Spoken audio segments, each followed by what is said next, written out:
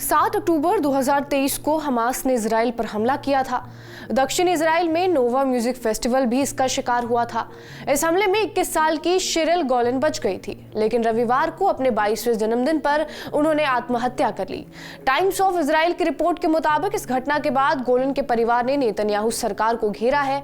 उनका कहना है कि हमले के बाद अधिकारियों ने गोलन के इलाज पर ध्यान नहीं दिया। गोलन पोस्ट ट्रॉमेटिक स्ट्रेस डिसऑर्डर यानी कि PTSD से गुजर रही थी और गोलन के आत्महत्या के बाद लोग नेतन्याहू को निशाना बना रहे हैं। शिरिल के भाई एयाल ने कहा कि मैंने देखा कि उसमें तनाव के लक्षण थे। वो दोस्तों से मुलाकात नहीं करना चाहती थी, वो अकेले रहना चाहती थी। मैंने उससे अपना ख्याल रखने को कहा। हमें सरकार से किसी भी तरह की मदद नहीं मिली। यदि उसका ध्यान रखा गया होता तो ऐसा कुछ भी नहीं होता। इजराइल ने मेरी बहन को 2 बार मार डाला, एक बार अक्टूबर में मानसिक रूप से और दूसरी बार अब उसके 22वें जन्मदिन पर शारीरिक रूप से।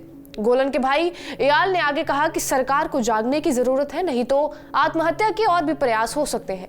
मैंने अपनी बहन को खो दिया है, लेकिन मैं शोर मचाना चाहता हूं ताकि बाकी लोग अपने लोगों को ना खोएं। एयाल ने कहा कि हमले के बाद शिरिल को 2 बार अस्पताल में भर्ती कराया गया था। हमले के बाद से ही शिरिल में PTSD के लक्षण विकसित होने लगे थे। शिरिल गोलन और उनका पार्टनर उस नोवा म्यूजिक फेस्टिवल पार्टी में पहुंचे थे जहां पर 7 अक्टूबर 2023 को हमास ने हमला किया था। अधिकारियों के मुताबिक इस म्यूजिकल फेस्टिवल में 364 लोगों की हत्या कर दी गई थी और उनमें से कई महिलाओं को गैंगरेप का शिकार होना पड़ा। फेस्टिवल में शामिल दर्जनों बाकी लोगों का अपहरण भी कर लिया गया था। हमास के हमले के बाद इजराइल ने बदला लेना शुरू किया और गाजा में उसका हमला आज भी जारी है। इजराइल के हमले से ईरान के प्रॉक्सी हूती और हिजबुल्लाह बौखला गए हैं और जंग में हूती और हिजबुल्लाह की भी एंट्री हुई और दोनों ने इजराइल को नुकसान पहुंचाना शुरू किया।